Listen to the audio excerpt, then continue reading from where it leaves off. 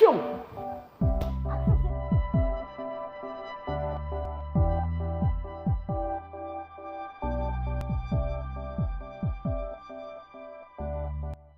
Je m'appelle Baptiste Dermy, je suis basé sur Annecy. Je pratique l'escalade depuis une bonne vingtaine d'années maintenant. J'ai passé le DE milieu naturel à Vallon-Pont-d'Arc en 2013. Voilà, j'ai bossé un petit peu en falaise, en grande voie, avec des enfants. Et après, depuis 6 ans, j'entraîne un groupe compétition à Rock Événement ici. Donc plutôt axé autour de la performance et le haut niveau. Et l'année dernière, j'ai passé le DES GEF, donc c'est le diplôme d'état supérieur, spécialisé en entraînement. Et je suis entraîneur des équipes de France jeunes de difficulté.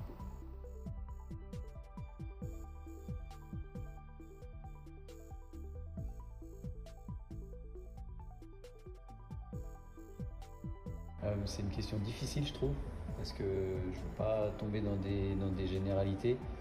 Il y a forcément des différences, mais est-ce qu'elles sont liées au genre, je ne sais pas. Peut-être qu'elles sont liées plus au type de personnalité. La chose quand même que je remarque, qui est plutôt genrée, si je puis dire, c'est le rapport à la confrontation, à l'entraînement, en tout cas, dans un groupe d'une même équipe. Je trouve que les gars sont beaucoup plus directs et n'ont pas de soucis avec ça, ou en tout cas moins de soucis.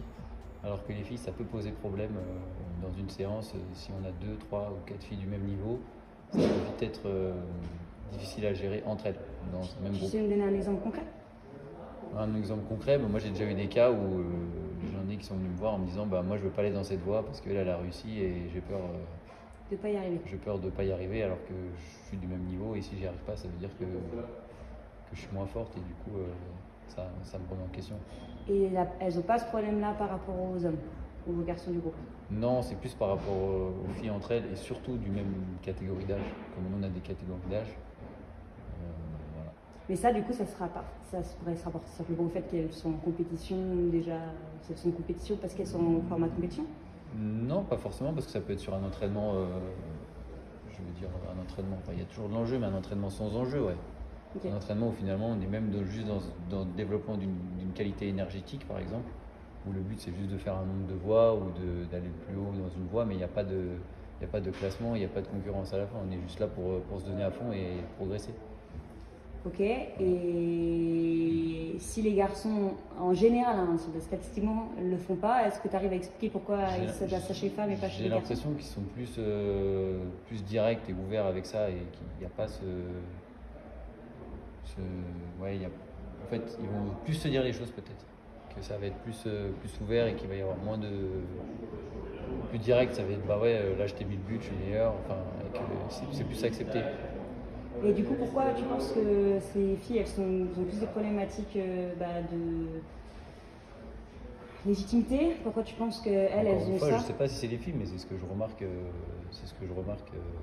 Enfin, c'est ce qui m'est déjà arrivé. Et ça m'est arrivé ce genre de choses qu'avec le sexe féminin. Quoi. Et je sais pas pourquoi. Peut-être l'explication c'est juste comme ça. En vrai, j'ai pas de. C'est une constatation. Et après, par rapport au sexe, il y a quand même une question que moi je me pose, c'est que j'ai quand même, avec mes années d'expérience et mes années d'entraînement, j'ai la faculté à, en tout cas, je sais pas si je veux dire amener, mais j'ai réussi à accompagner plus de filles à parfait que de mecs. Donc est-ce que c'est lié à ma personnalité, à mon rapport et à ma manière de coacher, à ma pédagogie? Je pense que oui. Enfin, je pense qu'il y a forcément un lien de cause à effet avec ça. Je ne force pas les choses. Enfin, ma péda, c'est vraiment d'être à l'écoute. Déjà, je trouve de mettre des mots sur ça, c'est déjà pas évident. D'accepter que ton ego, que tu aies cette pensée qui quand même est comme une pensée assez négative, dans le sens où tu ne veux pas y aller parce qu'il y en a qui arrive, alors qu'en plus, la problématique c'est que c'est pas une autre compétitrice, c'est vraiment c'est une autre compétitrice, mais c'est aussi une copine, voire des fois des meilleures amies, et du coup ça crée quand même des conflits qui sont même hors escalade, parce que voilà, et c'est déjà d'être à l'écoute et d'accepter c'est une émotion en fait. Et je pense qu'on ne peut pas la maîtriser, on ne peut pas la contrôler cette émotion, c'est quelque chose qui te vient et qui est ancré au fond de toi. Et du coup c'est essayer de juste la laisser passer en quelque sorte. Dire, ok, toi tu ressens ça, ça te fait peur d'aller dans cette voie parce qu'elle a réussi et toi tu as peur de ne pas réussir. Bah, c'est quelque chose qui est comme ça, tu ne peux pas lutter. C'est une pensée négative, une pensée noire qui vient en toi, et bah, tu la laisses passer. Et le fait de le faire à plusieurs reprises et de laisser passer l'émotion, est-ce que du coup elles évoluent là-dedans ou Oui, pas? après c'est difficile, et après il y a aussi être vigilant des fois dans cette confrontation, peut-être dans certaines séances, pas forcément les envoyer dans les mêmes voies, adapter. Je sais qu'il y en a, moi c'est pas le cas parce que je trouve que c'est nécessaire de rester dans cette confrontation, parce qu'après la compétition c'est de la confrontation. Et je sais qu'il y en a qui vont organiser des séances séparées, quand c'est vraiment trop prenant et que c'est un impact trop négatif derrière sur l'athlète, parce que ça peut aussi détruire l'estime et la confiance en elle, quoi. Du coup, c'est intéressant, ta stratégie de pédagogie, finalement, c'est que sur la problématique féminine, enfin, en tout cas pour les filles que tu suis, tu forces pas l'opposition et tu vas peut-être sur des éléments qui leur permettent de moins se confronter pour qu'elles se concentrent sur elles-mêmes et que ça permette d'évoluer petit à petit, Oui, c'est ça? oui, voilà, mais je reste comme dans la confrontation et j'essaie aussi d'ouvrir le dialogue et aussi simplement en fait d'accepter. D'accepter que bah, là tu as cette émotion, voilà, c'est ta pote, mais entre guillemets ça t'ennuie qu'elle passe la voix. Bah, c'est mal, peut-être. Enfin, toi, tu vas penser que c'est mal, mais c'est une émotion. C'est une émotion que tu as. Sans jugement, en fait. Sans jugement, et tu ne peux pas contrôler cette émotion. Peut-être elle va pas avoir cette émotion parce qu'elle n'est pas pareille, mais elle ressent pas la même chose. Elle va dire bah, moi, je comprends pas parce que c'est ma pote et je m'en fiche qu'elle aille plus haut que moi. Mais chacun a sa personnalité. Et si on bascule sur les émotions, est-ce que les gars que tu suis, ils savent exprimer leurs émotions comme ça? Non. Ils l'expriment? Est-ce qu'il y aurait un besoin qu'ils le fassent? En vrai, c'est plutôt. Encore une fois, je ne vais pas tomber dans la généralité, mais moi, les filles que j'ai ont plus de facilité à mettre des mots sur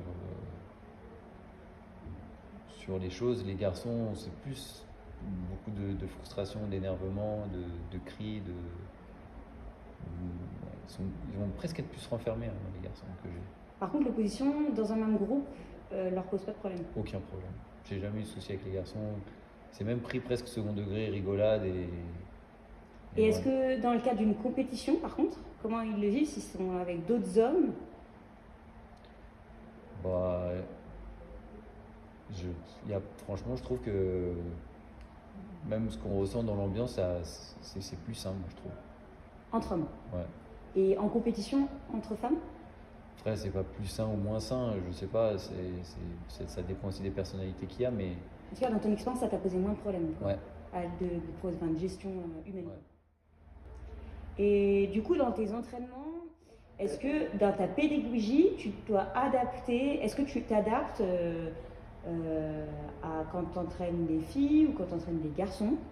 Est-ce que tu as conscience de choses que tu fais ou que tu fais par conscience justement? Il y a forcément Enfin, c'est aussi par rapport aux personnalités surtout que je vais adapter, et le cadre. Moi j'aime bien cette image de cadre un peu comme une cellule où c'est un peu malléable selon les personnalités. Le cadre il va pas être carré, il va y avoir des fois ça va un peu se mouvoir un peu dans tous les sens, parce que je pense que chaque personnalité a besoin de se sentir bien pour atteindre la performance et pour optimiser son niveau. Et après, entre filles et gars, en vrai, moi j'essaye d'être quand même vigilant dans mon discours et dans le poids des mots que je vais dire avec les deux. Il n'y a pas de. Le seul truc peut-être que je vais faire le plus attention avec les filles, c'est d'avoir encore moins de contact ou physique. Je trouve que c'est quand même plus délicat. Tu vois, je dis un truc tout con, mais une main sur l'épaule, c'est pas perçu pareil sur une fille que sur un gars, même d'un point de vue extérieur.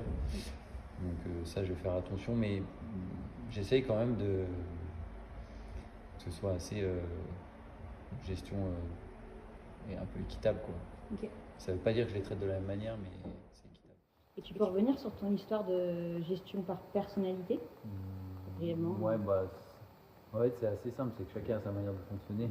C'est un peu comme dans la vie, il y en a qui vont avoir besoin d'avoir par exemple un cadre très précis. Si tu leur dis par exemple tu vas faire 3 à 5 séries, ils vont pas aimer. Tu leur dis tu vas faire 4 séries par exemple. Ou qu'il faut une heure précise, c'est 8h32, parce que tu vas passer à 8h46, du coup l'échauffement il commence à 7h12. Voilà. Alors que tu vas en avoir d'autres qui sont un peu plus, je les appelle un peu les artistes, un peu à l'intuition, qui sont plus au feeling, qui vont avoir besoin de plus se connecter avec les prises, avec le mur, avec les sensations. Où là, ça va être beaucoup plus du feeling, beaucoup plus de l'énergie et du ressenti. Alors qu'il y en a, ils ont vraiment leur protocole d'échauffement, c'est carré, c'est comme ça que ça se passe, on fait ça, puis on fait ça, j'ai cette sensation, je fais ça, et entre guillemets robotisé. Par exemple, je te donne un exemple.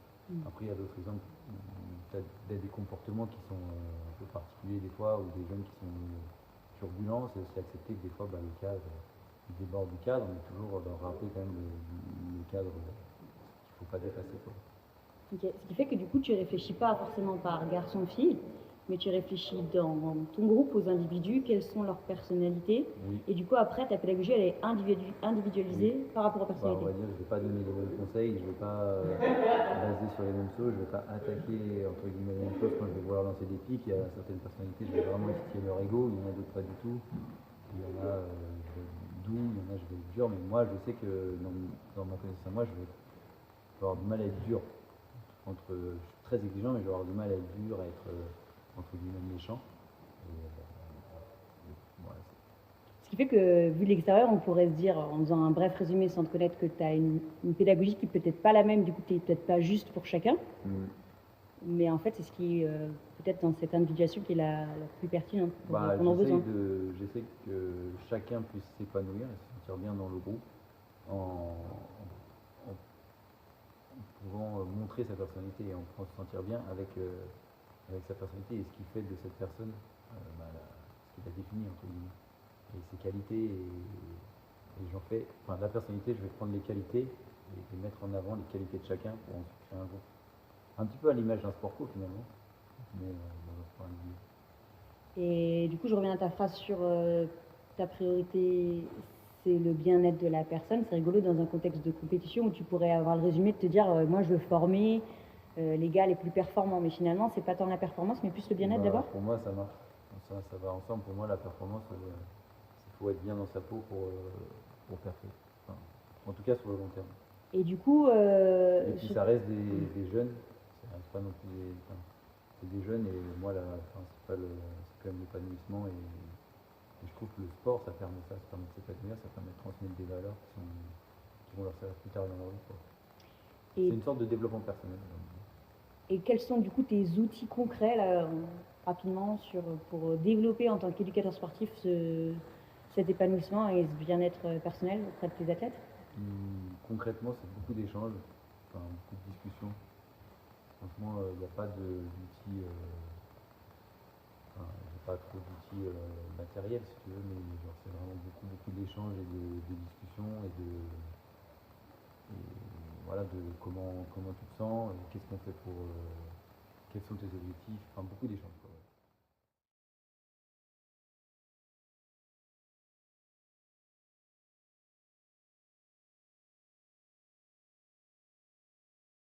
Du coup, cette question, elle est facile par rapport aux autres.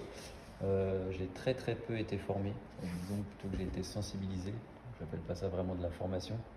Et pour moi, c'est une clé, c'est évident que ça doit être bien plus intégré aujourd'hui au parcours de l'entraîneur, parce que ça joue sur beaucoup de choses.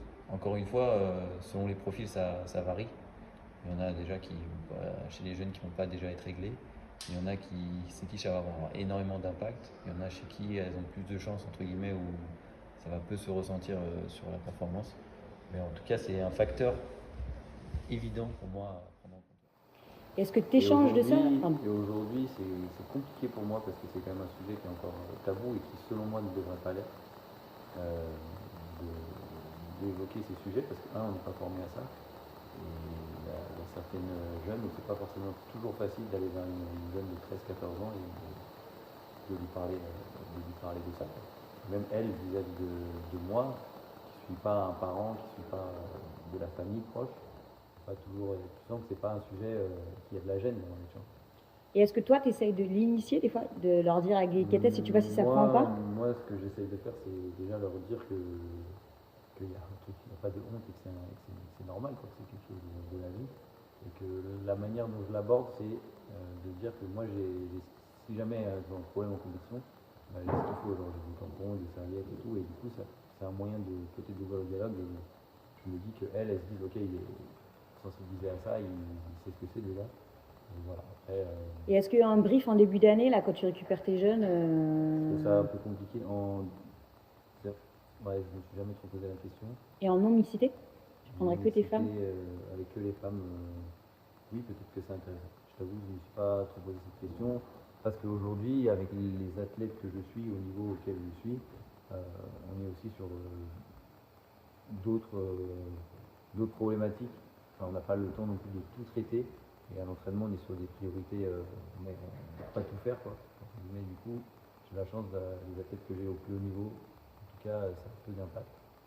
Au quotidien, en tout cas, ce que je suis au quotidien. Hein. Pas, je ne parle pas du monde de l'équipe de France, je ne suis pas au quotidien.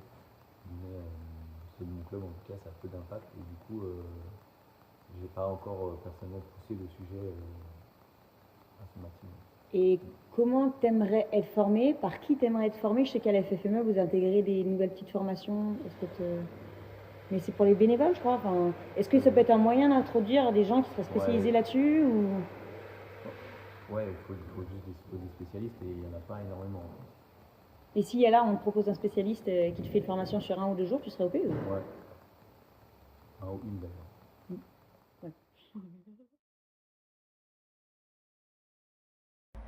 Et si tu devrais donner, je sais pas, un conseil si tu devais donner un conseil à des éducateurs sportifs sur cette notion de genre, toi, en plus qui touche, tu as fait l'entraînement, mais tu as fait l'ouverture, tu as fait tous les domaines en tout cas, qu'est-ce qui te vient en tête comme ça là?